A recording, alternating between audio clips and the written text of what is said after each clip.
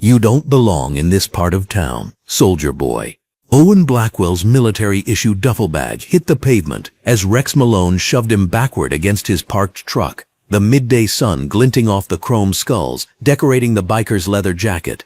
Two more bikers flanked him, their boots scraping concrete as they moved to block any escape route through the nearly empty parking lot. Malone's laugh was ugly and sharp. "Think that army surplus store uniform makes you tough?" Owen's eyes tracked each man's position automatically.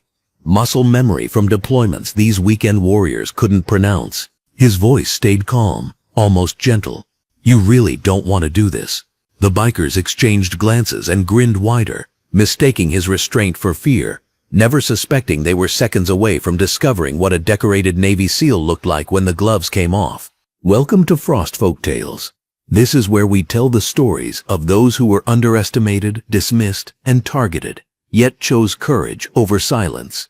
If these stories move you, subscribe and be part of a community that refuses to let them fade into the background. 30 minutes earlier, Owen Blackwell had simply needed groceries. After 18 months in the sand and heat of classified operations, all he wanted was to grab some supplies and continue the drive home to his apartment in Virginia Beach. The small-town grocery store sat off Highway 58, its parking lot baking under the Virginia afternoon sun. Owen stepped out of his pickup truck, wearing his green military utility top and dark blue cargo pants, the fabric crisp and clean despite the long drive. His movements carried the easy confidence of a man comfortable in his own skin, shoulders square but relaxed, eyes automatically scanning his surroundings out of habit rather than fear. The Harley-Davidson motorcycles lined up near the store entrance should have been his first warning. 3 black and chrome machines with Iron Wolves patches visible on their leather saddlebags, parked with the casual arrogance of men who believed they owned whatever space they occupied. But Owen had encountered bikers before, most of them decent people who simply enjoyed riding. He grabbed his wallet from the truck's center console and headed toward the store, his military-issue boots silent on the asphalt despite his 6'2" frame. Rex Malone emerged from the grocery store first, his massive bulk straining against a black leather vest, adorned with patches proclaiming his status as Iron Wolves president. His arms, thick with prison tattoos and years of steroid abuse, swung at his sides as he spotted Owen crossing the parking lot. Behind him came Tommy Nash, the gang's lieutenant, wearing a sleeveless denim jacket over his pale scarred torso, and Marvin Cruz, whose nervous energy and darting eyes suggested either drugs or cowardice, possibly both. All three wore the same expression as they noticed Owen, the predatory interest of bullies who believed they'd found easy prey. "Look what we got here, boys." Rex's voice carried the rough rasp of a lifetime smoker as he stepped directly into Owen's path. The other 2 bikers spread out slightly, a practiced movement that spoke to experience intimidating lone targets.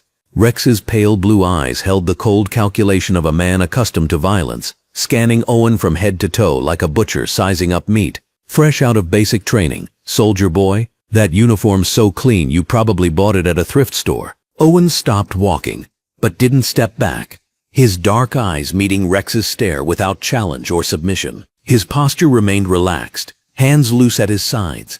But something in his bearing made Rex's Lieutenant Tommy Nash shift uncomfortably. "Excuse me," Owen said quietly, his tone carrying the authority of a man accustomed to being obeyed. "I'm just here to buy groceries." The dismissal in Owen's voice, the complete lack of fear or deference, struck Rex Malone like a physical blow. Men didn't ignore Rex Malone, especially not some uniformed nobody who looked like he'd never seen real combat. Rex stepped closer, his bulk casting a shadow over Owen's face, close enough that Owen could smell the stale beer and cigarettes on his breath. "This parking lot belongs to the Iron Wolves when we're here, boy. Maybe you should find somewhere else to shop." Owen's assessment of the 3 men was automatic and thorough. Rex Malone, approximately 50 years old, 6'4" and 280 pounds, strong but carrying too much weight around his midsection, likely relied on intimidation and overwhelming force rather than skill. Tommy Nash, younger and leaner, tattoos suggesting prison time, probably quick with a knife but lacking real combat training. Marvin Cruz, nervous and unpredictable, the type who might escalate suddenly but would break quickly under pressure. All 3 positioned to prevent retreat but bunched too closely together, making them vulnerable to someone with proper training. "I'm not looking for trouble," Owen replied, his voice carrying the same measured calm. "But I'm not leaving either." The words hung in the afternoon air like a challenge, though Owen's tone suggested he was simply stating facts. His military bearing, the way he held himself with quiet confidence, despite being outnumbered, began to irritate Rex Malone in ways the biker leader couldn't fully articulate. Rex's face flushed red above his graying beard. "You think you're better than us, don't you? Think that uniform makes you special?" His voice rose, drawing attention from the few other people in the parking lot. An elderly woman pushing a grocery cart toward her sedan slowed her steps, watching nervously. Inside the store, manager Nolan Burke noticed the confrontation developing and reached for his phone. "You military types are all the same, thinking you're heroes when you're nothing but government attack dogs." Owen's expression didn't change, but something shifted in his eyes, a hardening that suggested Rex Malone was treading on dangerous ground. The insult to his service, to the men and women he'd served alongside, to those who hadn't made it home, settled in his chest like a cold weight. Still, his training held. De-escalation remained the preferred option. "You have your opinions," Owen said quietly. "I respect your right to them. Now if you'll excuse me." He took a step toward the store entrance, not retreating, but simply continuing his original path. Rex Malone's massive hand slammed into Owen's chest, stopping his forward progress with a meaty thud. The contact was deliberately aggressive, designed to provoke a reaction that would justify whatever violence Rex had already decided to unleash. "Where you think you're going, boy?" Rex's voice carried the ugly edge of a man whose authority had been questioned. Tommy Nash moved closer to Owen's left side, while Marvin Cruz circled right. Their practiced positioning, revealing this wasn't their first time surrounding a lone victim.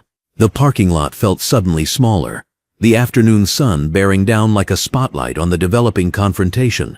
Owen looked down at the hand pressed against his chest, then back up at Rex Malone's face. His voice remained perfectly calm, but something in his tone suggested a line had been crossed. "Remove your hand, please." The please wasn't politeness. It was a final courtesy, a last opportunity for Rex Malone to recognize the mistake he was making and step back from consequences he couldn't imagine. But Rex heard only weakness in Owen's restraint, seeing the calm request as submission rather than the warning it actually was. "Or what, soldier boy?" Rex pressed harder, his palm shoving Owen back against the pickup truck's door. "You gonna cry to your commanding officer? Tell him the mean bikers hurt your feelings?" Tommy Nash and Marvin Cruz laughed, the sound harsh and mocking in the afternoon heat. Owen's back touched the truck's warm metal, but his posture never changed. He didn't push back against Rex's hand or attempt to break free. Instead, he simply waited, his dark eyes studying the three men with the clinical detachment of a professional evaluating targets. His breathing remained steady, his muscles loose and ready. Somewhere in the back of his mind, tactical assessments ran automatically. Distance to cover, available improvised weapons, threat priority, exit strategies. The elderly woman with the grocery cart had stopped entirely now, her weathered hands gripping the cart's handle as she watched the confrontation unfold. Through the store's large windows, manager Nolan Burke spoke urgently into his phone while other customers pressed closer to the glass. The scene had all the hallmarks of violence about to erupt. Three large bikers intimidating a lone man in military uniform, but they couldn't see what Owen saw. They couldn't recognize the way he held himself, the careful balance between alertness and relaxation that marked a warrior at rest. They missed the way his eyes tracked movement without moving his head, the unconscious cataloging of threats and opportunities that never stopped running in the background of his mind. Rex Malone leaned closer, his voice dropping to a threatening whisper meant for Owen's ears alone. "Know what we do to uppity soldiers in this town? We teach them some respect, some humility." His breath was hot against Owen's face, carrying threats that had probably worked on countless other victims. But Owen Blackwell wasn't countless other victims. Owen's response came in the same quiet tone he'd maintained throughout the encounter. But now it carried an edge that made Tommy Nash take an unconscious half-step backward. "I'm going to give you one last warning. Walk away. All of you. Right now." The words weren't loud or aggressive, But something in Owen's delivery made the hair on the back of Rex Malone's neck stand up. For just a moment, doubt flickered across the biker leader's face. This wasn't how intimidation usually worked. Victims begged or argued or tried to negotiate. They didn't issue warnings with the quiet certainty of men who knew exactly what they were capable of. But Rex had an audience now. His reputation, his leadership of the Iron Wolves, his entire identity was built on never backing down from anyone, especially not some clean-cut soldier who probably spent his military service filing paperwork in an air-conditioned office.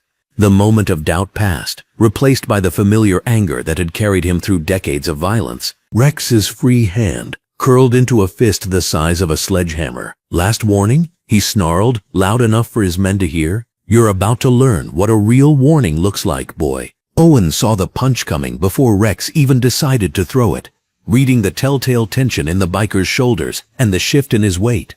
Time seemed to slow as 18 years of elite military training awakened like a sleeping predator opening its eyes. The calm, polite man who'd simply wanted to buy groceries began to fade, replaced by something far more dangerous. The fist started its journey toward Owen's face, carrying behind it all of Rex Malone's bulk and fury. But Rex Malone had just made the worst mistake of his life. He'd chosen to start a fight with a decorated Navy SEAL commander who'd spent nearly 2 decades learning exactly how to end them. Rex Malone's fist cut through the afternoon air like a sledgehammer, aimed directly at Owen Blackwell's jaw. But the punch that should have connected with devastating force met only empty space. Owen had shifted his weight almost imperceptibly, his body moving with the fluid grace of water flowing around a stone. Rex's momentum carried him forward, off balance, confused by the sudden absence of his target. The transformation in Owen Blackwell was instantaneous and terrifying. Gone was the calm, measured man who had been trying to defuse the situation. In his place stood a predator whose every instinct had been honed by years of the most brutal training the military could devise. His eyes, which moments before had held patience and restraint, now burned with the cold fire of controlled violence.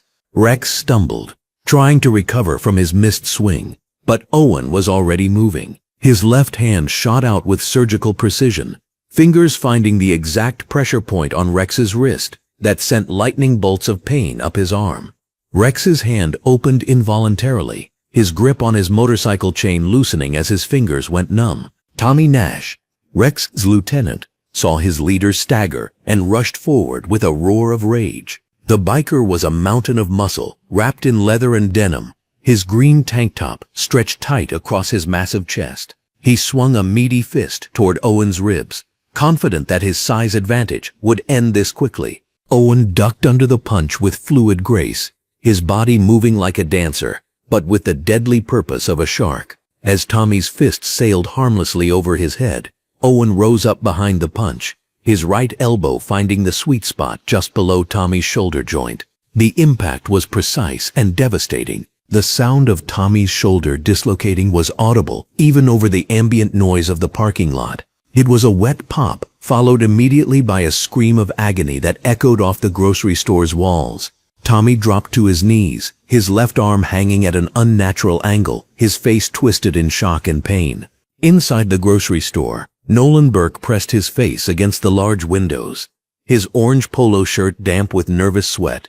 The middle-aged store manager fumbled for his phone with shaking hands, his eyes wide with disbelief as he watched the confrontation unfold. He had seen plenty of parking lot arguments in his 15 years managing the store, but nothing like this.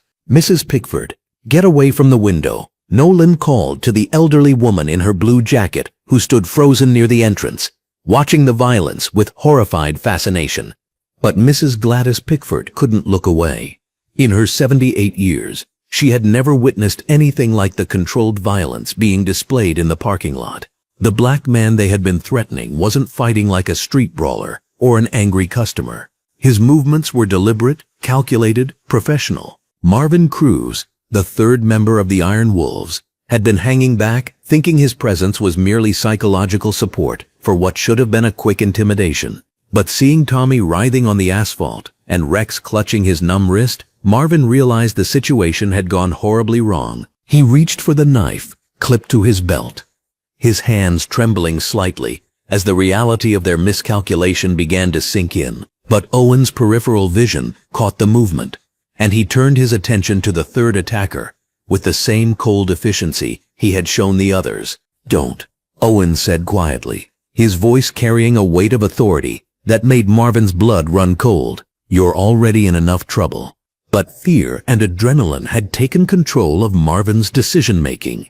He pulled the blade free and lunged forward, the 4-inch steel gleaming in the afternoon sunlight. It was a clumsy, desperate attack, born of panic rather than skill. Owen sidestepped the knife thrust with minimal effort, his left hand shooting out to grab Marvin's wrist, while his right found a cluster of pressure points along the biker's neck. Marvin's eyes rolled back as Owen applied precise pressure to the carotid artery, cutting off blood flow to his brain for exactly 3 seconds. Marvin's knife clattered to the asphalt as his legs buckled. He remained conscious but completely disoriented, his body no longer responding to his commands as he sank to the ground in a confused heap. Rex Malone, still fighting through the numbness in his right hand, pulled a telescoping baton from his jacket with his left. His face was red with rage and humiliation as he extended the weapon with a sharp metallic click. "You think you're some kind of tough guy?" Rex snarled, spittle flying from his lips. "I've been dealing with punks like you for 20 years. Owen's response was a slight smile that never reached his eyes. "No, Rex, you really haven't." Rex charged forward, swinging the baton in a wide arc, intended to crack Owen's skull. But Owen was no longer where the weapon expected to find him. He had moved inside Rex's reach, his body pressed close to the biker's chest, making the baton useless. Owen's right hand found Rex's solar plexus, delivering a precise strike that drove every molecule of air from the gang leader's lungs. Rex's eyes bulged as his diaphragm spasmed, his body desperately trying to draw breath that wouldn't come. As Rex doubled over, gasping like a fish out of water, Owen's left hand found the pressure point behind his ear. Rex's legs turned to rubber, and he collapsed to the asphalt, conscious but completely helpless as his respiratory system struggled to function. The entire confrontation had lasted less than 90 seconds. Owen Blackwell stood in the center of the 3 defeated bikers, his breathing steady and controlled. His clothes weren't even disheveled, his green polo shirt still neatly tucked into his jeans. There was no swagger in his posture, no celebration of victory. He simply stood ready, alert, scanning for additional threats while keeping one eye on his fallen attackers. Inside the store, Nolan Burke's hands shook as he spoke to the 911 operator. "3 men attacked a customer in our parking lot," he said, his voice cracking with adrenaline. "But sir, I think you need to send multiple units. The customer, he's done something to all 3 of them." Mrs. Gladys Pickford moved closer to the window, her blue jacket pressed against the glass as she studied Owen's face. There was no rage there, no satisfaction at having hurt other human beings. Instead, she saw something that reminded her of her late husband, who had served in Korea. It was the look of a professional who had done what was necessary without taking any pleasure in it. Tommy Nash tried to stand, cradling his dislocated shoulder, but the pain sent waves of nausea through his body. He looked up at Owen with a mixture of fear and confusion, finally understanding that they had made a terrible mistake. "What are you, man?" Tommy gasped through gritted teeth. Owen's response was quiet, but carried clearly across the parking lot. "I'm someone who was trying to avoid this." Rex Malone managed to get enough air into his lungs to speak, though his voice came out as a wheeze. "This isn't over," he threatened, but the words lacked conviction. He was still trying to process how quickly and efficiently he had been neutralized. Owen looked down at the gang leader with something approaching pity. "Yes, Rex, it is." Marvin Cruz was slowly regaining control of his motor functions, but he made no attempt to stand or continue the fight. He had seen enough to know that any further aggression would only result in more pain and humiliation. The sound of approaching sirens began to filter through the afternoon air, still distant but growing closer. Owen turned his attention toward the store, making eye contact with the manager and elderly woman who had witnessed the confrontation. He raised one hand in a small gesture of acknowledgement, letting them know he was aware of their presence and grateful for their call to authorities. The three iron wolves lay scattered across the asphalt like broken toys, their leather jackets and tough guy posturing revealed as nothing more than costume and theater. Their motorcycles sat nearby, silent chrome monuments to the swagger that had evaporated in less than 2 minutes of contact with a real warrior. Owen Blackwell checked his watch, calculating how long it would be before law enforcement arrived. He had no intention of leaving the scene, no desire to avoid explaining what had happened. His military training had taught him that accountability was as important as capability. The afternoon sun continued to shine down on the grocery store parking lot, illuminating a scene that would be talked about for years to come. Three men who had thought they understood violence had learned the difference between intimidation and actual combat skill, and one decorated Navy SEAL commander stood quietly among them, waiting for the police to arrive so he could explain how a simple grocery stop had turned into a masterclass in special operations training. The Iron Wolves had picked the wrong target, and now they would face the consequences of their miscalculation. The wail of police sirens pierced through the afternoon air, growing louder as 3 squad cars converged on the grocery store parking lot. Owen Blackwell remained standing calmly beside his rental car, his hands visible and relaxed at his sides, while Rex Malone writhed on the asphalt, clutching his ribs. Tommy Nash sat against a motorcycle holding his dislocated shoulder, and Marvin Cruz lay motionless but breathing heavily near the store entrance. Detective Rosa Figueroa stepped out of the lead vehicle, her red blouse crisp under her dark blue jacket despite the afternoon heat. 2 uniformed officers in short-sleeved blue shirts flanked her as she surveyed the scene. Her experienced eyes took in the 3 incapacitated bikers, their scattered motorcycles, and the composed black man standing amid the chaos without a scratch on him. What happened here? Detective Figueroa called out, her hand instinctively resting near her service weapon as she approached. The scene defied logic. 3 large bikers down, 1 man standing. Either she was looking at the luckiest man alive, or something far more complex had occurred. Rex Malone struggled to his feet, gasping and pointing an accusatory finger at Owen Blackwell. "Officer, thank God you're here. This maniac attacked us for no reason. We were just minding our own business when he went crazy on us. Look at us. Look what he did." Tommy Nash nodded vigorously despite his obvious pain. "That's right, Detective. We were just talking to him friendly-like, and he exploded. Nearly killed us all. I think my shoulder's broken." Detective Figueroa's eyebrows raised skeptically. She'd seen plenty of bar fights and parking lot brawls in her 15 years on the force. But this didn't fit the typical pattern.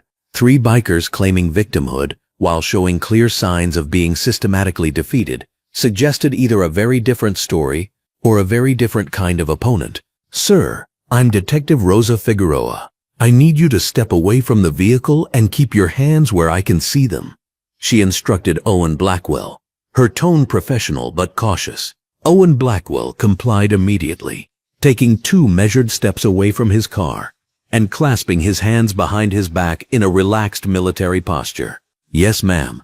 I understand you need to assess the situation. I'm fully cooperative." His calm compliance and respectful tone surprised Detective Figueroa. Most men involved in violent altercations showed signs of adrenaline, agitation, or defensive posturing.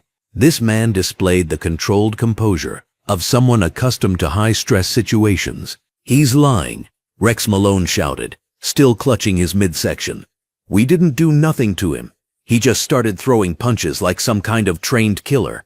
We're the victims here." Before Detective Figueroa could respond, the grocery store's automatic doors slid open. Nolan Burke, the store manager, hurried outside, wearing his standard green polo shirt and blue jacket, followed closely by Mrs. Gladys Pickford in her characteristic blue jacket over a floral dress. "Detective, I saw the whole thing," Nolan Burke called out urgently. "These bikers were threatening that gentleman, using racial slurs and blocking him from leaving. They started the fight." Mrs. Gladys Pickford nodded emphatically, her weathered hands gripping her purse tightly. "I was coming out of the store when I heard them shouting terrible things at that nice young man. They were saying horrible racist things and trying to intimidate him. He only defended himself when they attacked first." Rex Malone's face flushed red beneath his scraggly beard. "They're lying. We never said nothing racist. We were just having a conversation, and he attacked us. Detective Figueroa held up her hand for silence, her analytical mind processing the conflicting accounts. She turned to Owen Blackwell, studying his composed demeanor and noting the complete absence of defensive wounds or torn clothing that typically accompanied mutual combat. "Sir, what's your name?" she asked. "Owen Blackwell, ma'am." "Mr. Blackwell, I need your account of what happened here. Take your time and be precise." Owen Blackwell straightened slightly, his voice clear and measured. "I was loading groceries into my rental car when these three men approached me. The one identifying himself as Rex Malone made several racist remarks about my presence in their town. When I attempted to finish loading my groceries and leave, they physically blocked my path to the driver's door." "That's a damn lie," Tommy Nash interjected, grimacing as he tried to stand. Detective Figueroa shot him a sharp look. "You'll get your turn. Continue, Mr. Blackwell." Mr. Malone escalated his verbal threats to physical intimidation, stating that I needed to learn my place. When I gave them a final warning to allow me to leave peacefully, Mr. Malone threw the first punch. I defended myself using appropriate force to neutralize the threats and prevent further violence. Detective Figueroa found herself impressed by Owen Blackwell's precise language and calm recounting of events. His military bearing was unmistakable now that she focused on it. The way he stood at attention, his respectful responses, and his clinical description of the altercation all pointed to extensive military training. "Appropriate force?" she questioned, gesturing at the three incapacitated bikers. "You single-handedly defeated three grown men." "Yes, ma'am. I used the minimum force necessary to end the threat, while avoiding permanent injury to my attackers." Rex Malone struggled to his feet, swaying slightly.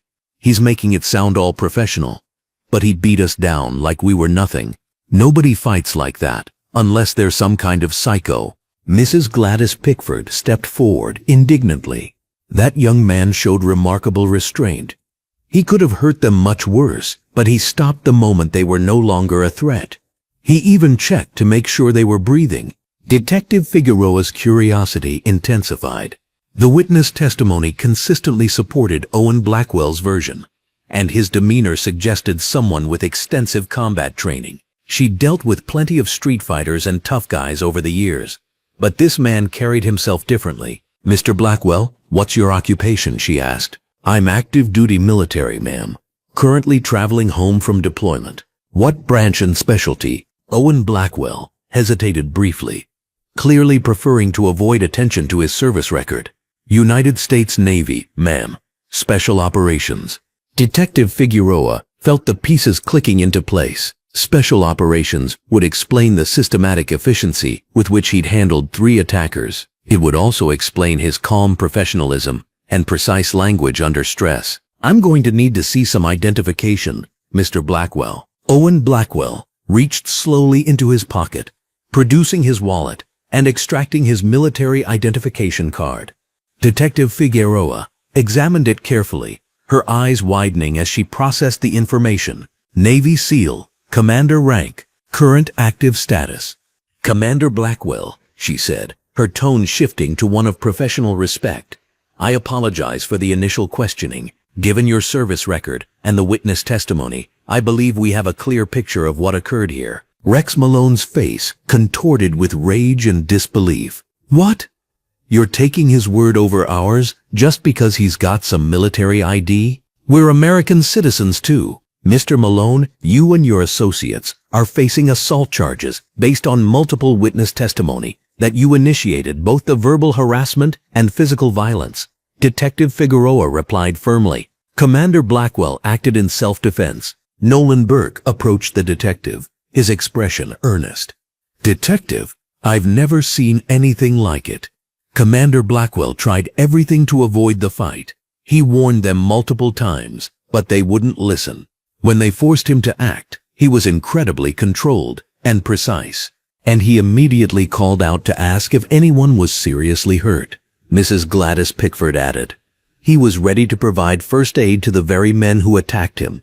That's real character." Detective Figueroa nodded, making notes in her pad. The evidence overwhelmingly supported a clear case of self-defense by a highly trained military professional who had shown remarkable restraint against unprovoked racist aggression. Commander Blackwell, I want to personally thank you for your service and commend your restraint in this situation. Lesser men might have caused permanent damage, but you neutralized the threats while minimizing harm to your attackers. Owen Blackwell remained humble in his response.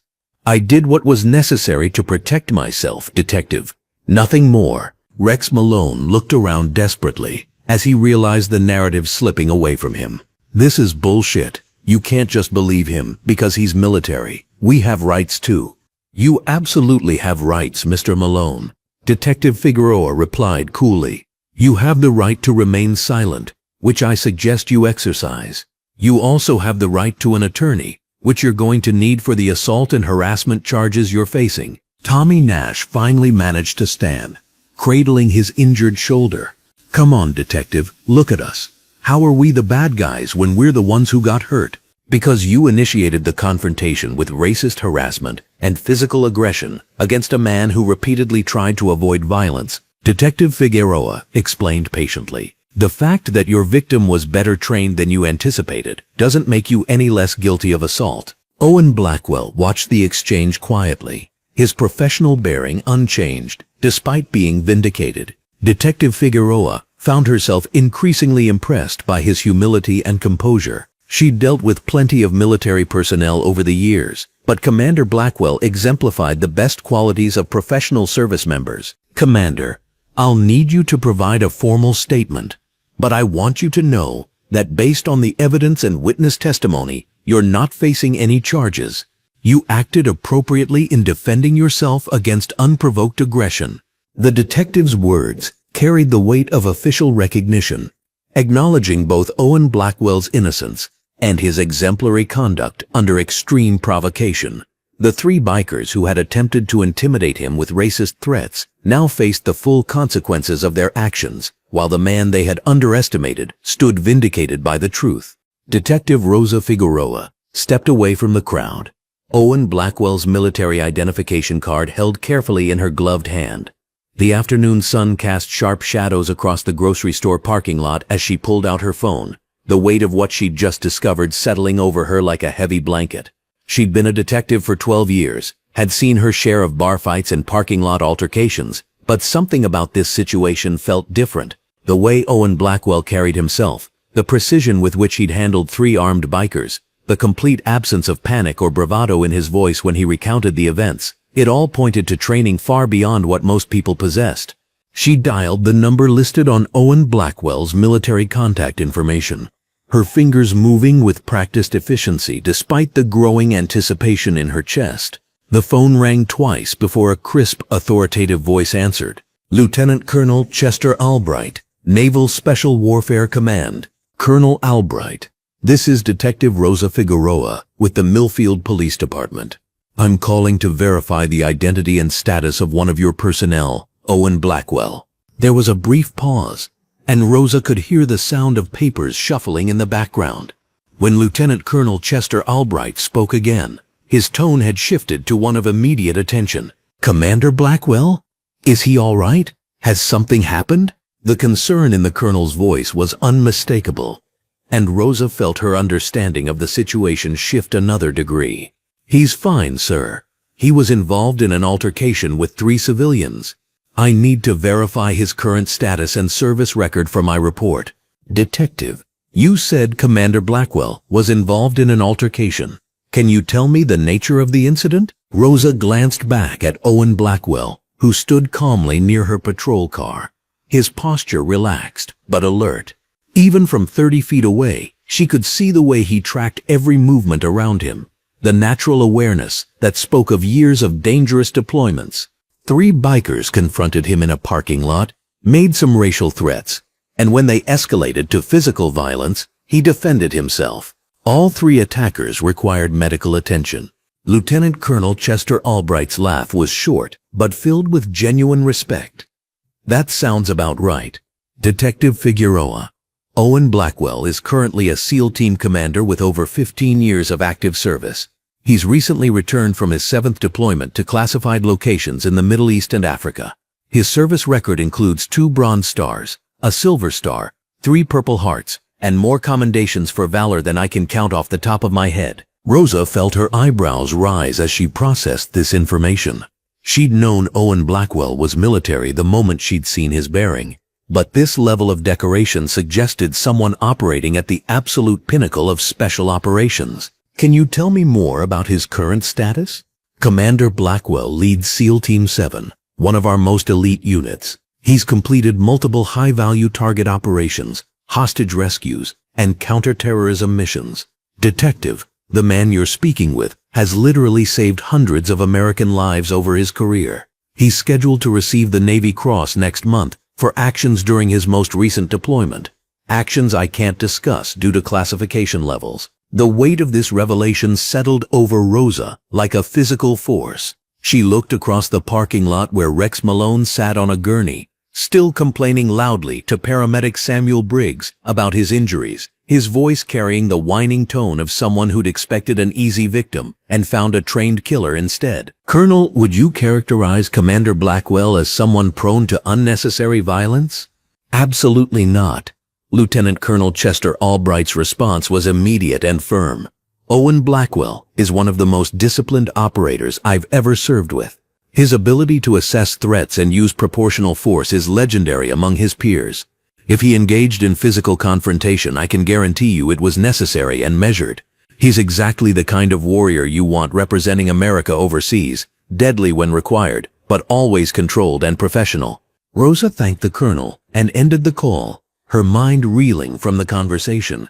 She'd been treating Owen Blackwell like any other civilian caught up in a parking lot brawl, when in reality, she was dealing with one of America's most decorated special operations commanders.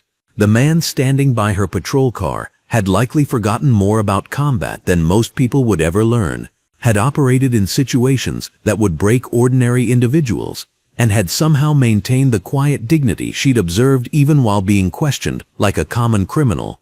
Around the parking lot, word of the confrontation had spread through the small town's efficient gossip network. Store manager Nolan Burke stood near the grocery store entrance, answering questions from a growing crowd of curious residents who'd heard about the incident on police scanners and social media. Mrs. Gladys Pickford had positioned herself as an unofficial spokesperson, her elderly voice carrying clearly across the asphalt as she described Owen Blackwell's restraint and professionalism to anyone who would listen. That young man showed more class in 5 minutes than these bikers have shown in their entire lives, Mrs. Gladys Pickford declared to a cluster of neighbors. He tried to walk away multiple times before they forced his hand. When that awful Rex Malone started using those terrible words, I thought for sure we were going to see someone get badly hurt. Instead, that commander just handled the situation like a professional. Rosa watched the crowd dynamics with interest. Small towns had their own rhythm of information flow, and she could see the narrative forming in real time. The initial shock of the violence was giving way to curiosity about Owen Blackwell, especially as details of his military service began to circulate. Someone had apparently Googled Navy SEALs on their phone and was explaining the selection process and training requirements to an increasingly impressed audience. Meanwhile, Rex Malone's situation was deteriorating rapidly. What had started as his attempt to spin the story as an unprovoked attack was crumbling under the weight of witness testimony and physical evidence. His leather vest bore the Iron Wolves insignia that several officers recognized from gang intelligence bulletins, and his loud complaints about police bias were falling on increasingly deaf ears as his prior arrest record began surfacing in the department database. Paramedic Samuel Briggs finished treating the minor injuries Rex Malone had sustained, his professional demeanor hiding what Rosa suspected was a complete lack of sympathy for the biker's situation. She'd worked with Samuel Briggs on dozens of cases, and his usual bedside manner was notably absent as he packed up his medical supplies with brisk efficiency. Tommy Nash and Marvin Cruz sat handcuffed in the back of separate patrol cars, their earlier bravado completely evaporated. Both men sported injuries that would heal within days: dislocated shoulder, bruised ribs, minor contusions, but their expressions suggested damage to their egos that would last considerably longer. They'd approached what they thought was an easy target, and instead encountered a level of skill that had dismantled their assumptions about power and intimidation with surgical precision. Rosa walked back toward Owen Blackwell, Her entire approach to the situation transformed by her conversation with Lieutenant Colonel Chester Albright. She could see him tracking her movement, his dark eyes alert but calm, hands relaxed at his sides despite the chaos swirling around him. Everything about his posture spoke of someone accustomed to command, comfortable with responsibility, and utterly unintimidated by the bureaucratic machinery of civilian law enforcement. "Commander Blackwell," she said, the title feeling appropriate now that she understood his true status. "I apologize for the earlier questioning. I spoke with Lieutenant Colonel Chester Albright, and he provided me with some context about your service record." Owen Blackwell's expression didn't change, but she caught a slight nod of acknowledgement. "Colonel Albright is a good man. I hope he wasn't concerned about the situation. He was concerned about you, which tells me something about the kind of leader you are." Rosa handed him back his military identification, noting how he secured it, with the same careful attention he seemed to pay to everything else. "He also told me about your decorations and your current command position. I have to say, those three picked the wrong man to threaten. They picked the wrong approach," Owen Blackwell replied, his voice carrying the same steady calm she'd heard throughout the incident. "Color of someone's skin doesn't determine their capabilities or their worth. They made assumptions based on prejudice, and those assumptions put them in a position where violence became inevitable." The simplicity of his statement struck Rosa with unexpected force.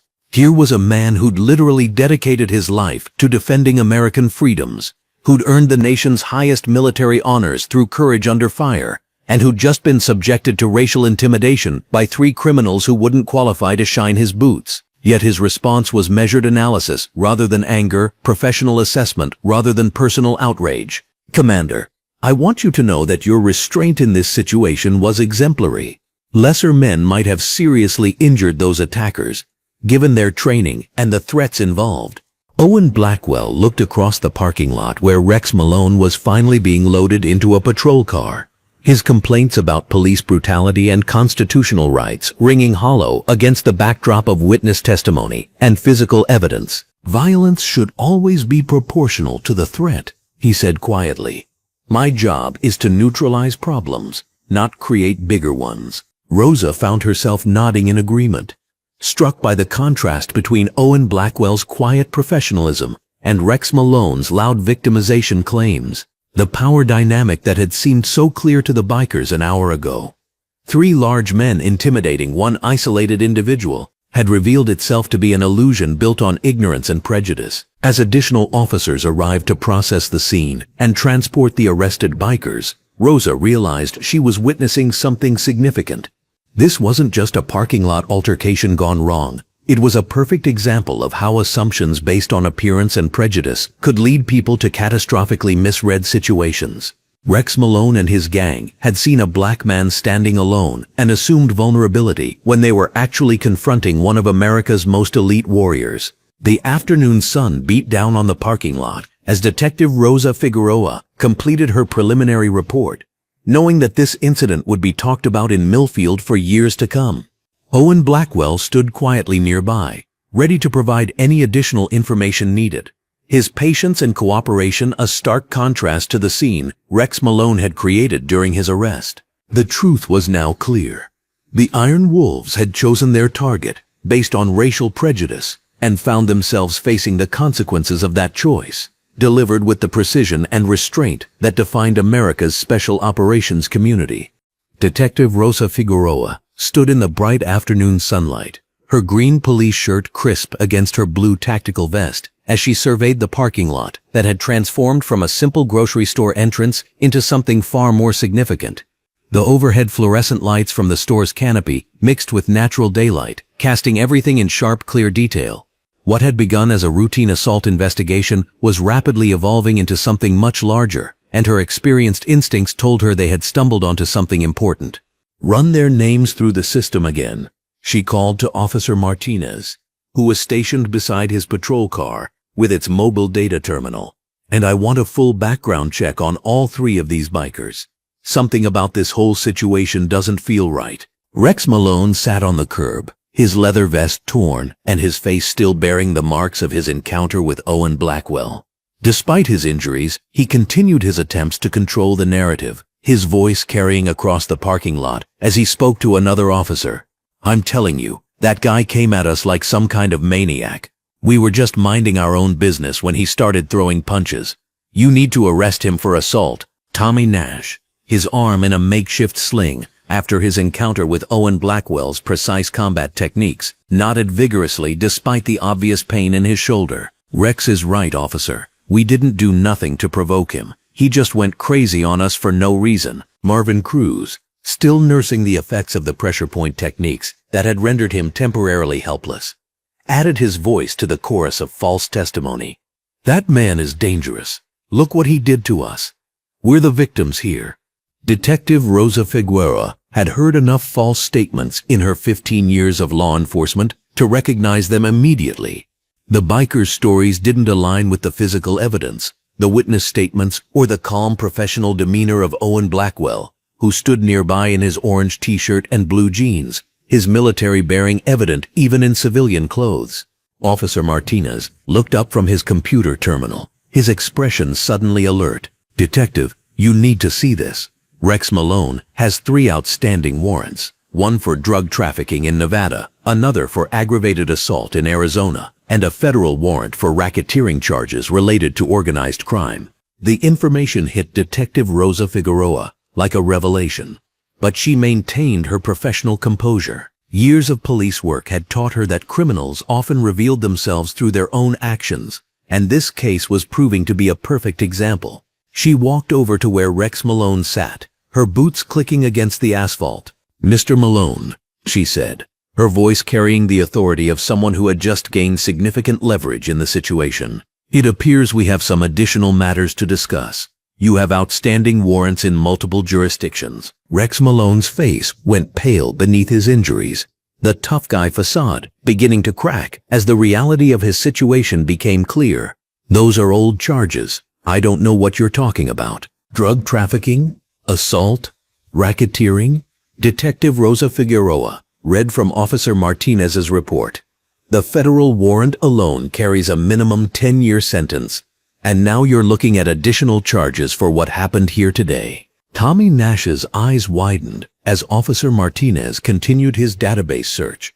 "Detective, Tommy Nash also has warrants: armed robbery in Colorado and assault with a deadly weapon in New Mexico. He's also connected to the same racketeering investigation as Malone."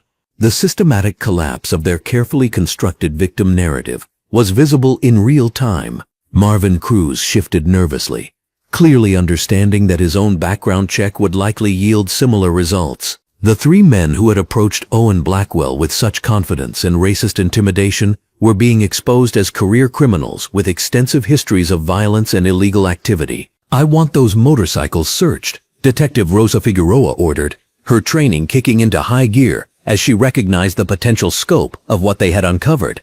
"Get the drug detection unit out here and call for additional backup. This is turning into a major bust." Owen Blackwell watched the proceedings with the calm professionalism that had characterized his behavior throughout the entire incident.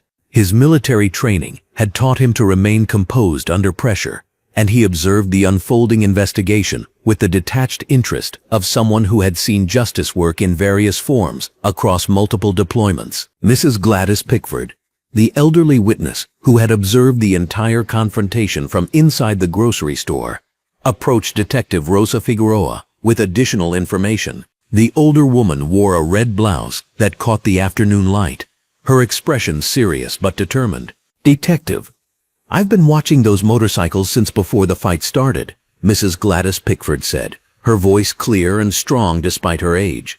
"I saw them tampering with something in their saddlebags right before they approached that nice young man. Something didn't look right about what they were doing." The additional witness testimony provided Detective Rosa Figueroa with probable cause for a thorough search of the motorcycles. She signaled to the officers who were preparing to examine the bikes, knowing that Mrs. Gladys Pickford's observational skills had likely provided them with crucial evidence. Officer Rodriguez, who had arrived with the second wave of backup, began the systematic search of Rex Malone's motorcycle. Within minutes, his search revealed a hidden compartment containing multiple bags of what appeared to be methamphetamine, along with a significant amount of cash in small bills that suggested drug sales. "Detective, we've got narcotics and what looks like drug money," Officer Rodriguez called out, holding up the evidence bags for everyone to see. "This is easily enough for trafficking charges." Tommy Nash's motorcycle yielded even more disturbing evidence.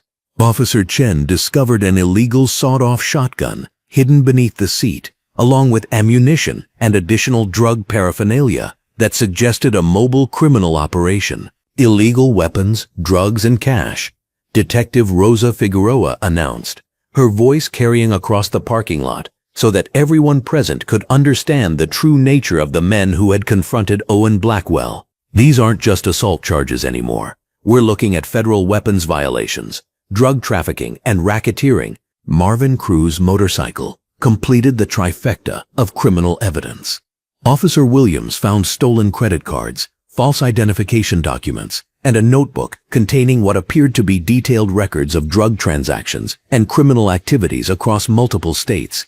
Rex Malone's attempt to portray himself as a victim had backfired in spectacular fashion. Instead of facing simple assault charges related to their confrontation with Owen Blackwell, the three bikers were now looking at serious federal crimes that could result in decades in prison. "You can't use that evidence," Rex Malone protested weakly, his voice lacking the confidence and aggression he had displayed earlier. "You didn't have the right to search our bikes." Detective Rosa Figueroa smiled grimly as she reviewed the mounting evidence against the Iron Wolves. "Mr. Malone, your outstanding warrants gave us every right to search those motorcycles, and the witness testimony about suspicious behavior provided additional probable cause. Everything we found is completely admissible." The transformation in the parking lot was dramatic and complete. What had begun as three confident criminals attempting to intimidate an innocent man had evolved into a major law enforcement operation. Additional police vehicles had arrived, their red and blue lights reflecting off the store windows as officers processed evidence and secured the scene. Nolan Burke, the store manager, who had witnessed the entire confrontation, emerged from the grocery store wearing his green polo shirt and khaki pants. He approached Detective Rosa Figueroa with additional information that would further solidify the case against the bikers.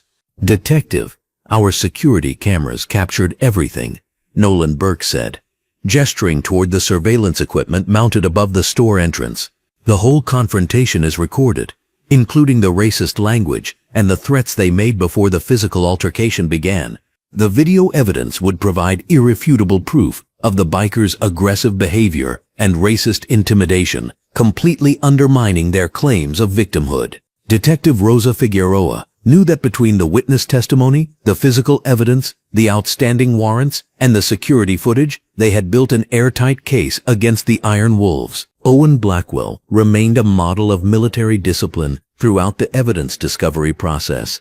When Detective Rosa Figueroa approached him for additional statement clarification, he provided clear, concise answers that demonstrated both his professionalism and his complete honesty about the incident. "Commander Blackwell," Detective Rosa Figueroa said, using his military title with obvious respect, "I want to personally apologize for any inconvenience this investigation has caused you. It's clear that you showed remarkable restraint in defending yourself against these individuals." The irony of the situation was not lost on anyone present. Rex Malone and his gang had approached Owen Blackwell based on racist assumptions, believing they could intimidate someone they perceived as vulnerable. Instead, they had confronted one of the military's most elite warriors and exposed their own extensive criminal activities in the process. Paramedic Samuel Briggs, who had been treating the bikers' injuries, shook his head as he observed the evidence being collected.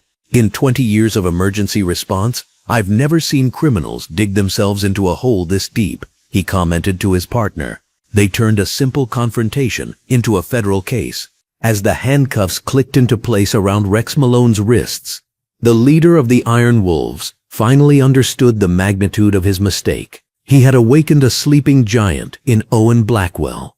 But more importantly, his own criminal arrogance had led to the exposure of an entire network of illegal activities. Tommy Nash and Marvin Cruz were similarly processed and arrested, their tough guy personas evaporating as the reality of serious prison time became undeniable. The men who had strutted into the grocery store parking lot with racist confidence, were now being led away as convicted felons, facing decades behind bars.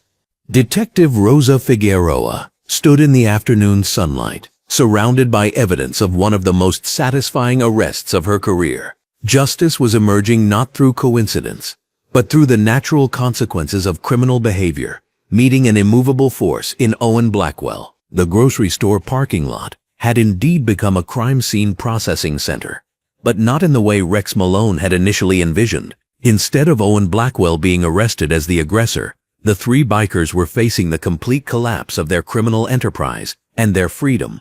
Owen Blackwell watched calmly as his attackers were loaded into separate police vehicles, their racist intimidation and criminal activities finally catching up with them in the most public and humiliating way possible.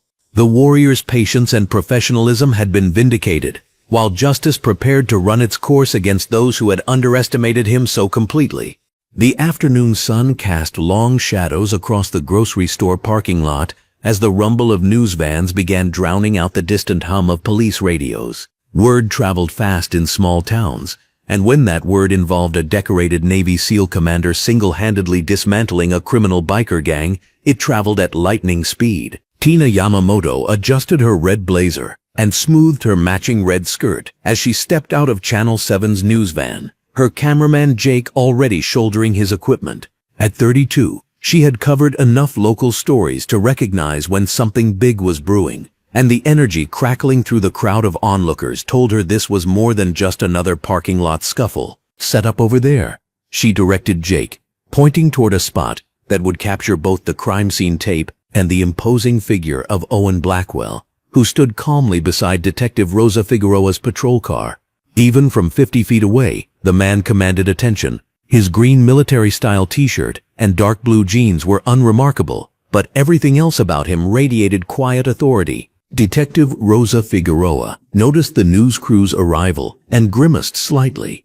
She had been hoping to wrap up the scene before media attention complicated things, but the dispatcher had already fielded 3 calls from other news outlets. The story was getting out whether she liked it or not. "Commander Blackwell," she said, approaching Owen with newfound respect, evident in her tone, "looks like word's spreading about what happened here. You might want to prepare for some questions." Owen's dark eyes surveyed the growing crowd, taking in the news van, the cluster of curious shoppers, and the handful of teenagers recording everything on their phones. His expression remained neutral, but Detective Rosa Figueroa caught the slight tightening around his eyes that suggested this attention was the last thing he wanted. "I was hoping to avoid this," Owen said quietly, his voice carrying that same controlled calm that had impressed her throughout the entire incident. "But I understand how these things work." Tina Yamamoto made her way through the crowd, her practiced smile already in place. She had done her homework during the drive over, making quick calls to contacts who filled her in on the basic details. Navy SEAL commander, 3 bikers down, criminal warrants. The story was writing itself, but she needed the human element to make it sing. "Commander Blackwell," she called out, extending her hand as she approached. "I'm Tina Yamamoto from Channel 7 News. I was wondering if I could have a few minutes of your time to discuss what happened here today." Owen studied her for a moment, his assessment as thorough as it was. Quick, everything about his posture suggested a man unaccustomed to seeking attention, yet willing to face whatever duty required of him. "I suppose a few questions would be all right," he said finally, shaking her offered hand with a firm grip. "Though I'd prefer to keep this brief." Tina signaled to Jake, who moved into position with practiced efficiency. The camera's red light blinked on, and suddenly Owen Blackwell found himself at the center of what would soon become a media storm.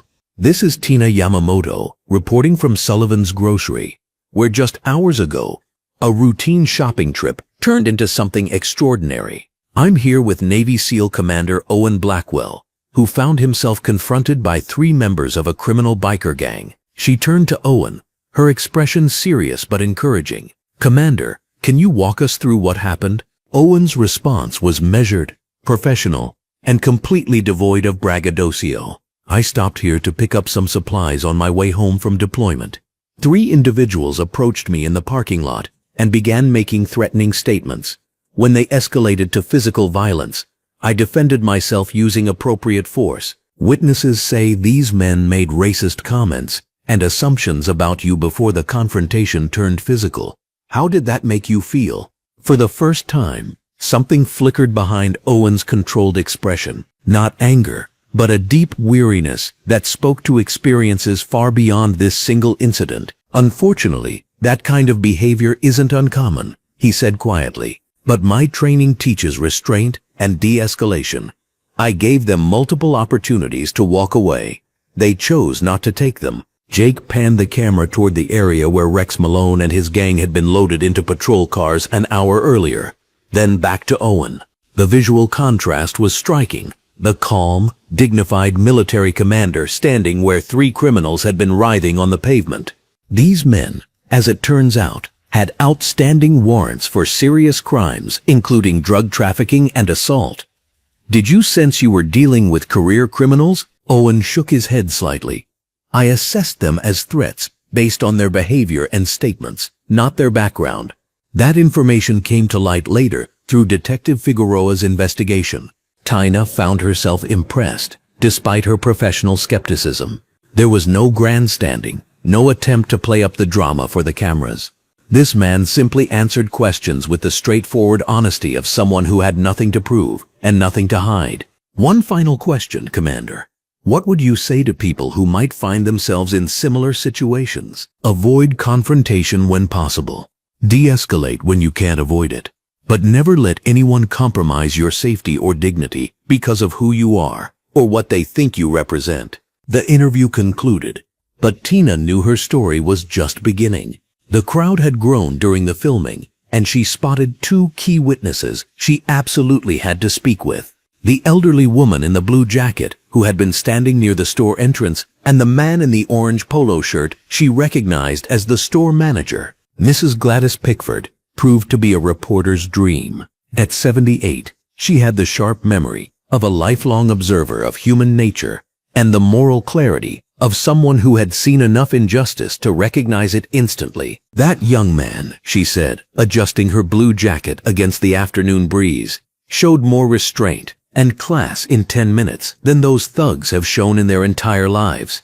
They came at him with hate and violence, and he defended himself like a true professional. Jake captured every word as Mrs. Pickford warmed to her subject. I've lived in this town for 45 years, and I know troublemakers when I see them. Those bikers weren't just picking a fight. They were trying to humiliate a good man because of the color of his skin. Well, they got a lesson they won't soon forget. Tina pressed for details. You witnessed the entire confrontation from inside the store, every second of it. That Commander Blackwell tried everything to avoid violence. He stayed calm while they hurled slurs and threats. Even when they surrounded him, he kept giving them chances to back down. It wasn't until the big one threw that punch that Commander Blackwell defended himself. Mrs. Pickford's eyes flashed with indignation as she recalled the scene, and when he did defend himself, it was like watching a master craftsman at work. No wasted motion, no unnecessary force. He stopped the threat and nothing more. Those criminals are lucky they picked on someone with such discipline and honor. Store manager Nolan Burke echoed these sentiments when Tina tracked him down near the customer service counter. Still wearing his orange polo shirt with the store logo, he had the shell-shocked expression of someone whose quiet Tuesday had exploded into chaos. I've never seen anything like it, he admitted, running a hand through his hair. Commander Blackwell walked in here like any other customer. Polite, quiet, just picking up some basic supplies. Nothing about him screamed elite warrior. You know?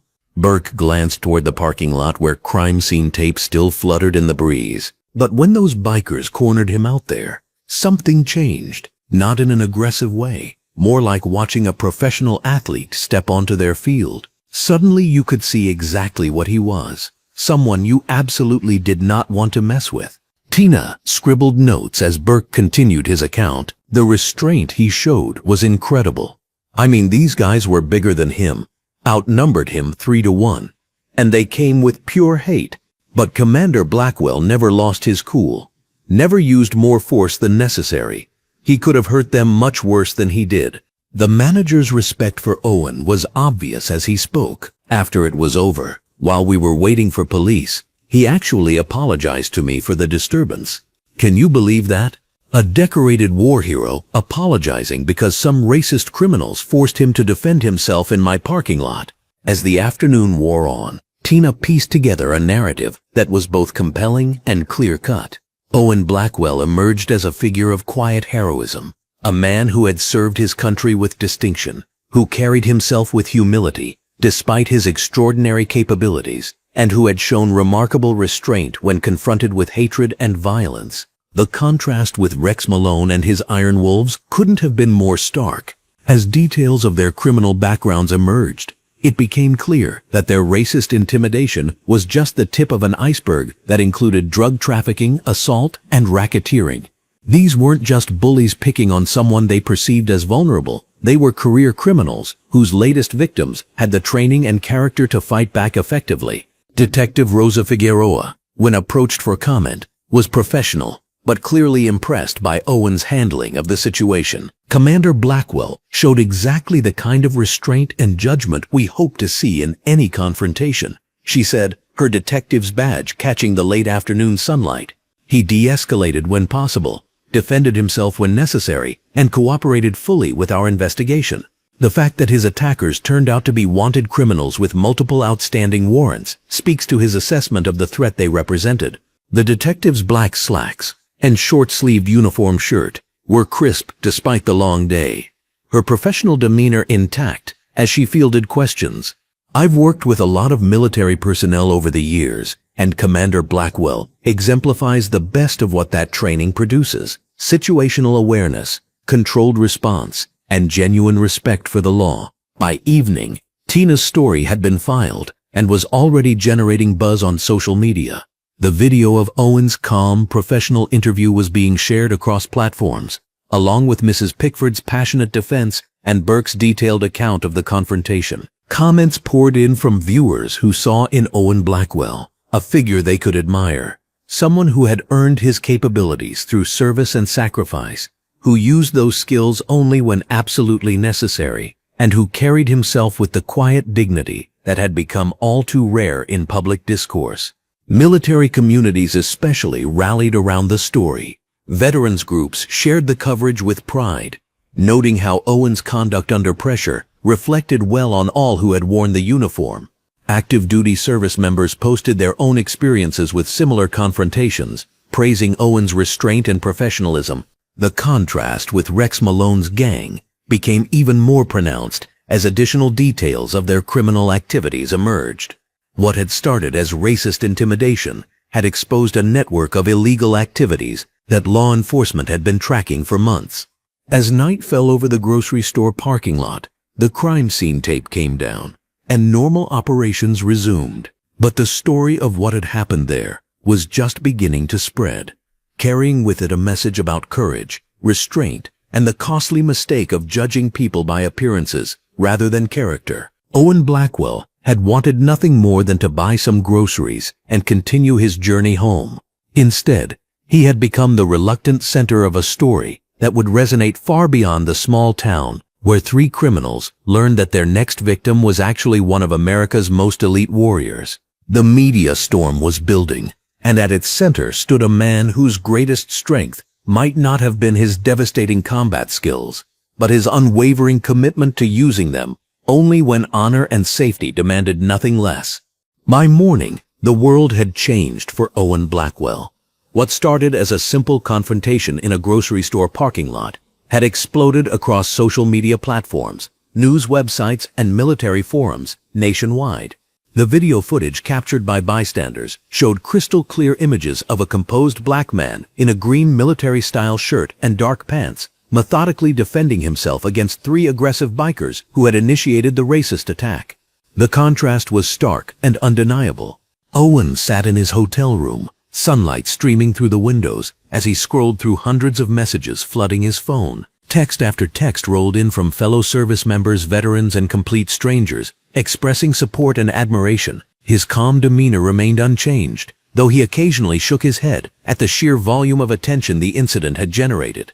The hashtag military hero was trending nationally, with thousands of shares showing the confrontation footage, alongside Owen's impressive service record.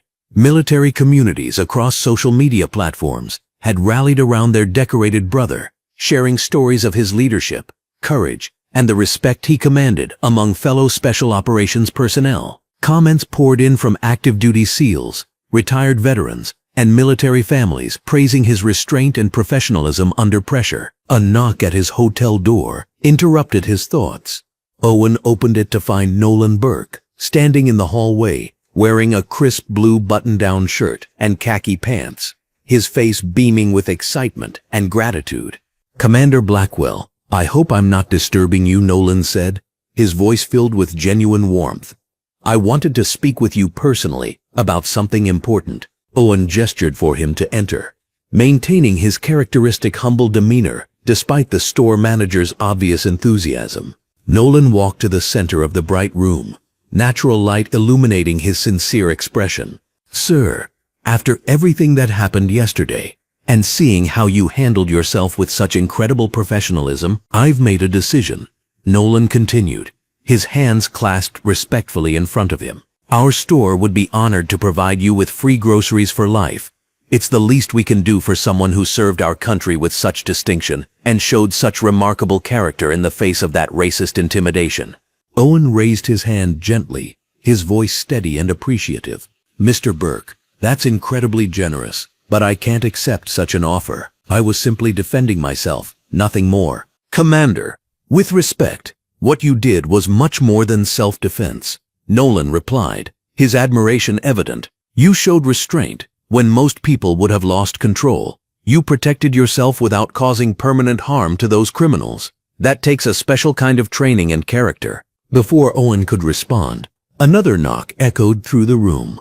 Owen opened the door to find Mrs. Gladys Pickford, the elderly witness from the store, wearing a bright red cardigan and matching red blouse. Her eyes sparkled with warmth as she held a homemade apple pie, the sweet aroma filling the doorway. "Commander Owen Blackwell, I had to come see you personally," she said, her voice filled with maternal pride. "I've been telling everyone in town about what I witnessed yesterday. You young man are what I call a true gentleman warrior." Owen stepped aside to let her enter, his respect for the elderly woman evident in his careful attention to her comfort. Mrs. Pickford settled into a chair near the window, the morning light highlighting her genuine smile. "I've lived in this town for 67 years, she continued, setting the pie on the small table. "I've seen plenty of troublemakers like those Iron Wolves bikers, causing problems for decent people. But I've never seen anyone handle a dangerous situation with such grace and control. The way you stayed calm while they hurled those horrible racist slurs at you, the way you only used the force necessary to stop them, that's the mark of a true professional." Owen's phone buzzed with an incoming call. Detective Rosa Figueroa's name appeared on the screen, and he excused himself to answer. "Commander Blackwell, I hope you're doing well this morning," Detective Rosa Figueroa said, her voice carrying a tone of professional respect mixed with personal admiration. "I wanted to update you on the case and express something that's been on my mind since yesterday." "Of course, Detective. How can I help you?" "Sir, I've been in law enforcement for 15 years, and I've seen countless confrontations escalate into tragedies because someone didn't know when to stop or how to properly control a situation," she explained, her words carrying the weight of experience. "What you demonstrated yesterday was textbook de-escalation, followed by perfectly measured response. You gave those criminals multiple opportunities to walk away. You used only the force necessary to neutralize the threats, and you immediately stopped when they were no longer able to continue their attack." Owen listened quietly, uncomfortable with the praise, but understanding the detective's professional perspective. "Commander, I've reviewed the footage from multiple angles, interviewed all the witnesses, and consulted with my supervisors." Detective Rosa Figueroa continued, "Your restraint potentially saved lives yesterday. If someone with less training and discipline had been in your position, this could have ended with permanent injuries or worse. Instead, Rex Malone and his gang members are facing justice in the proper legal system rather than in a morgue." As the call ended, Owen returned his attention to his visitors, but his phone immediately began buzzing with notifications from various veterans organizations across the country. The American Legion, Veterans of Foreign Wars, and multiple SEAL veteran groups had reached out expressing their desire to honor Owen at upcoming ceremonies and events. One message particularly caught his attention. It came from the National Navy SEAL Foundation, stating that his handling of the racist confrontation exemplified the values and professionalism that made the SEAL community proud. They requested permission to feature his story in their newsletter as an example of how elite military training translates into responsible citizenship. Owen set his phone aside and focused on Mrs. Gladys Pickford, who was sharing stories about her late husband's military service during the Korean War. "My Harold would have been so proud to meet you," she said, her eyes misty with memory and admiration. "He always said that true warriors fight when they must, but never more than necessary. You honored every veteran yesterday with how you conducted yourself." Meanwhile, across town, the investigation into Rex Malone's Iron Wolves gang was expanding rapidly. Detective Rosa Figueroa had coordinated with federal authorities as evidence of the gang's interstate criminal activities continued surfacing. Their drug trafficking network extended across 3 states, involving numerous crimes that authorities had been investigating for months. The viral attention surrounding Owen's confrontation with the gang had prompted additional witnesses to come forward with information about the Iron Wolves' criminal activities. Business owners reported intimidation tactics, former associates provided details about drug operations, and victims of previous assaults identified gang members from news coverage. Federal agents were conducting raids on properties linked to the organization, uncovering substantial evidence of racketeering, drug distribution, weapons trafficking, and conspiracy charges that would keep Rex Malone and his associates in prison for decades. Owen's phone rang again, this time showing a number from the local news station. Tina Yamamoto had received hundreds of calls from viewers expressing support for Owen and requesting updates on his well-being. "Commander Blackwell, the response to yesterday's story has been overwhelming," Tina said, her professional excitement evident. "We've received calls from military families, community leaders, and citizens expressing gratitude for your service and admiration for your character. Would you be willing to provide a brief statement acknowledging this support?" Owen considered the request carefully, understanding that his response would reach thousands of people, but remaining true to his humble nature. "Ms. Yamamoto, I appreciate the kind words from everyone, but I want to be clear about something important," Owen replied, his voice steady and sincere. "I'm not a hero for defending myself against criminals. The real heroes are the service members currently deployed overseas, the law enforcement officers like Detective Rosa Figueroa, who work every day to keep communities safe, and the witnesses like Mrs. Gladys Pickford and Mr. Nolan Burke, who chose to speak the truth rather than remain silent." His words, when broadcast later that evening, only increased public admiration for his character and humility. As the afternoon progressed, Owen received a call from his commanding officer, Lieutenant Colonel Chester Albright, updating him on the military community's response to the incident.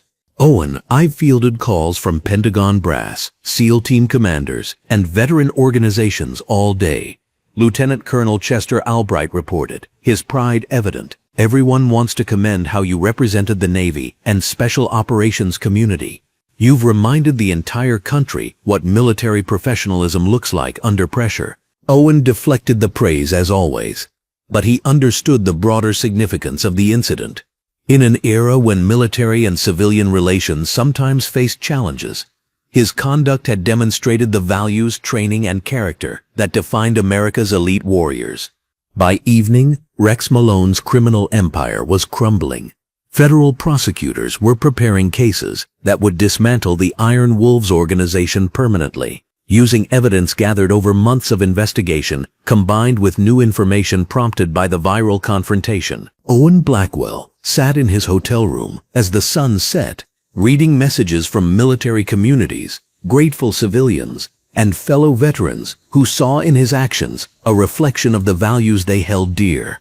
Tomorrow he would continue his journey home, but tonight he reflected on how a simple grocery store stop had become a reminder that character, training, and restraint could triumph over hatred and criminality. The community had learned something valuable about judging people by their actions rather than assumptions, while 3 criminals discovered the costly mistake of underestimating a true professional warrior. 3 weeks after the parking lot confrontation that shook the quiet town of Millbrook, The courthouse steps buzzed with activity as Rex Malone shuffled forward in orange prison garb, his hands cuffed behind his back. The same man who had strutted across that grocery store parking lot with racist arrogance now kept his eyes fixed on the ground, his leather jacket and intimidating presence replaced by the uniform of the convicted. Judge Margaret Thornfield's voice carried across the packed courtroom as she delivered the sentences that would dismantle the Iron Wolves forever.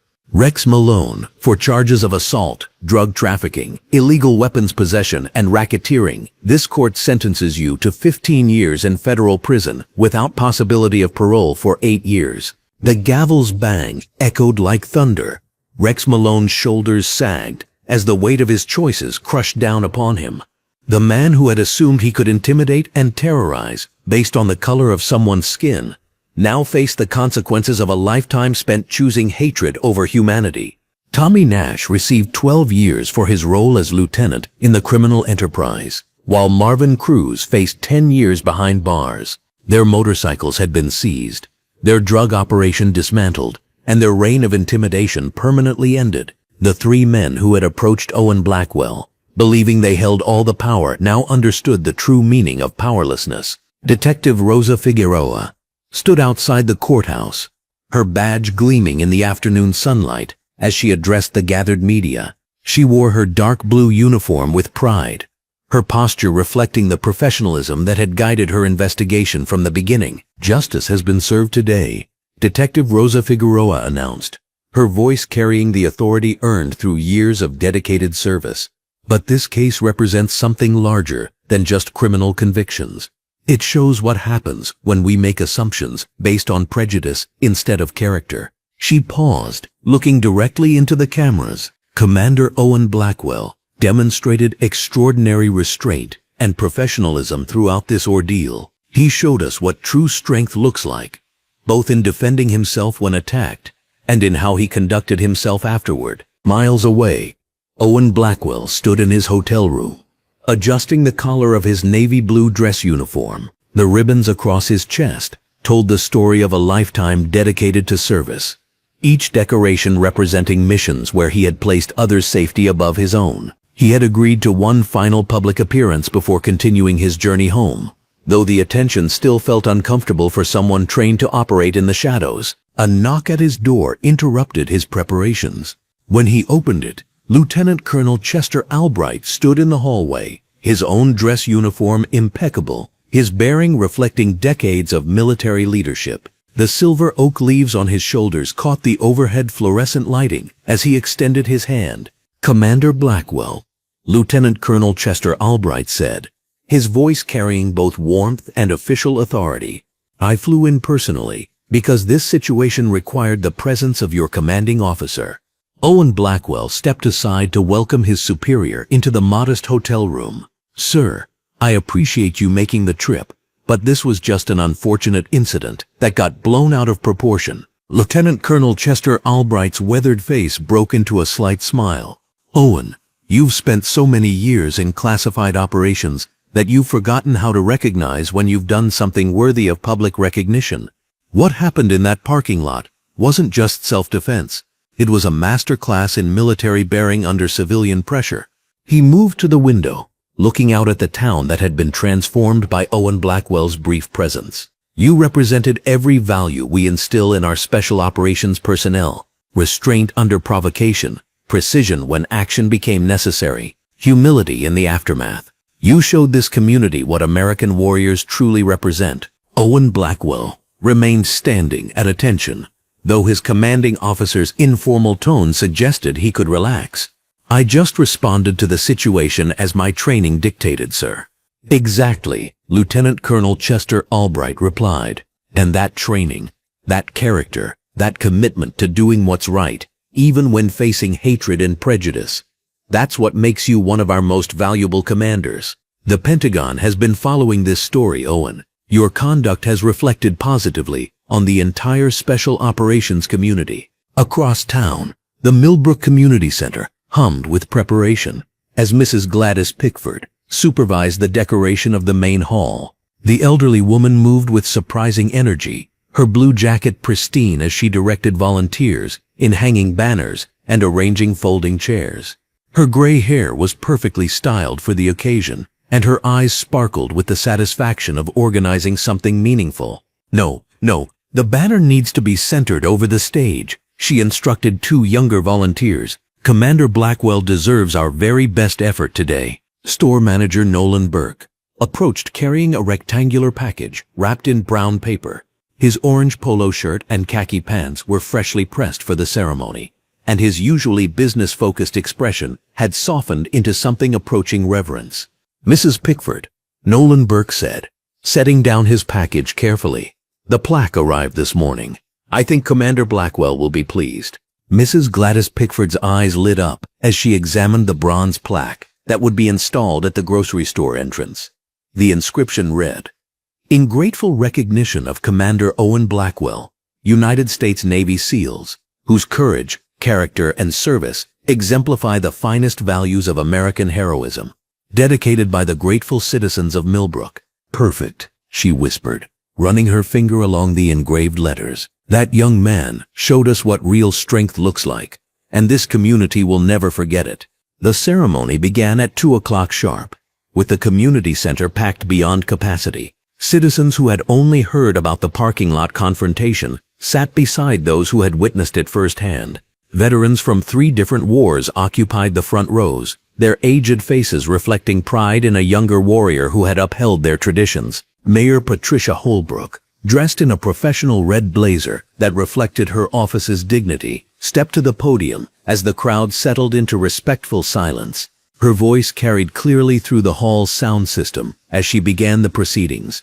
3 weeks ago, our community witnessed something that challenged our assumptions and reminded us of our values, Mayor Patricia Holbrook began. A decorated military commander passing through our town was subjected to racist intimidation and physical assault. His response taught us lessons about character, restraint, and true strength that will resonate for generations. She gestured toward the side entrance where Owen Blackwell waited with Lieutenant Colonel Chester Albright. Today we have the honor of recognizing Commander Owen Blackwell, not just for his distinguished military service, but for representing the finest qualities of American character under the most challenging circumstances. The applause began as Owen Blackwell entered the hall, his dress uniform drawing murmurs of appreciation from the assembled crowd. He moved with the controlled precision that marked him as special operations, his bearing reflecting years of leadership in the world's most elite military unit. Lieutenant Colonel Chester Albright followed, carrying a presentation case that held Owen Blackwell's commendation from the Department of Defense. The official recognition had been fast-tracked through military channels, reflecting the significance of the incident's positive outcome.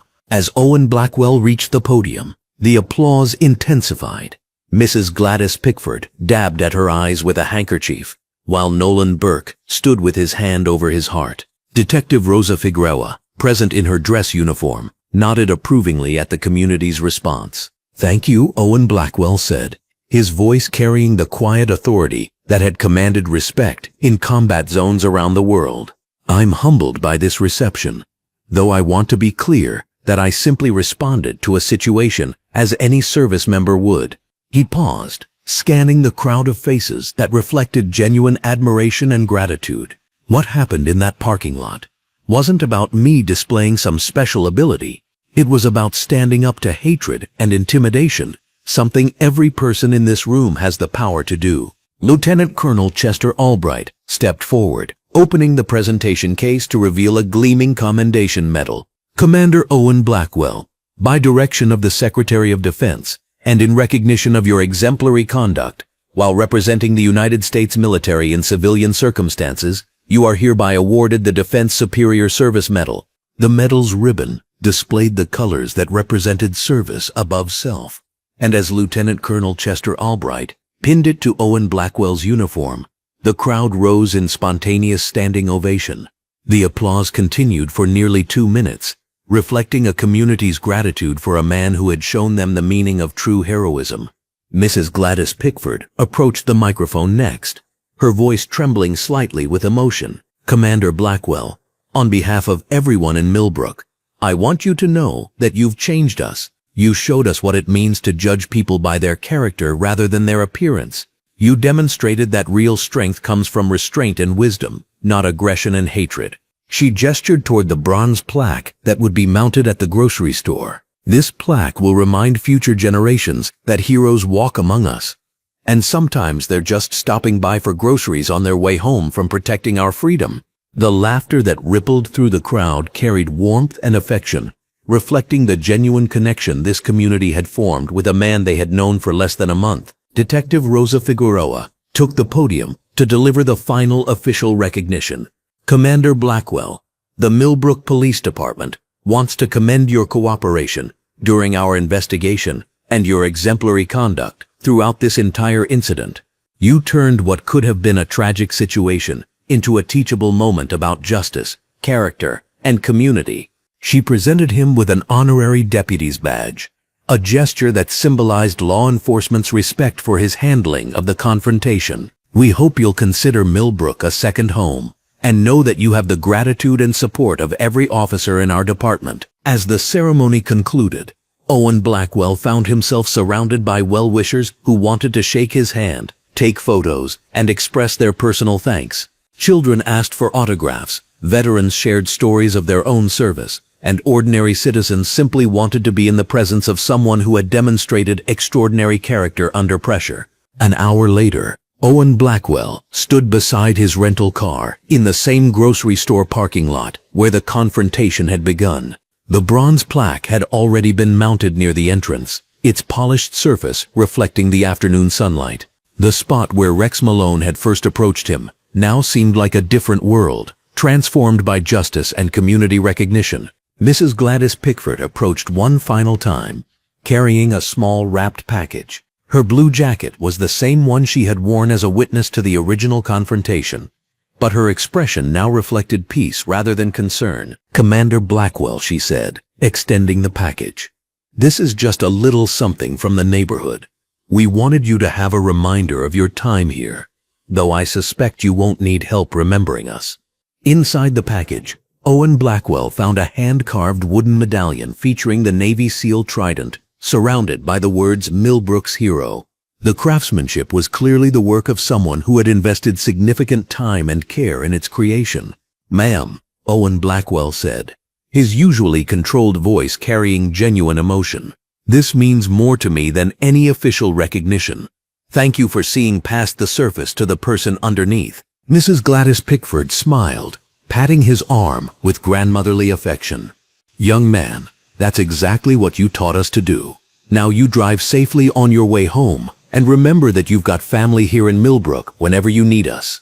As Owen Blackwell drove away from the town that had embraced him, he reflected on the events that had transformed a simple grocery store stop into a life-changing experience. In his rearview mirror, he could see the community center where citizens had gathered to honor him, the grocery store where justice had been served, and the courthouse where hatred had faced consequences. Rex Malone and his Iron Wolves had learned that intimidation and racism carried a price they couldn't afford to pay. The community of Millbrook had discovered that heroes came in many forms, and true strength was measured by character rather than appearance. And Owen Blackwell had been reminded that his years of service protecting American values had meaning beyond the classified missions and dangerous operations that filled his military record. The road stretched ahead toward home, but behind him lay a town forever changed by the encounter between a decorated warrior and the criminals who had catastrophically misjudged their target. Justice had been served, honor had been restored, and a community had learned to see past prejudice to the character that truly defined a person's worth. You just heard a story that history tried to overlook. If it stayed with you, take a second to stand with it. Subscribe, share, and help us keep telling the stories that deserve light, not silence.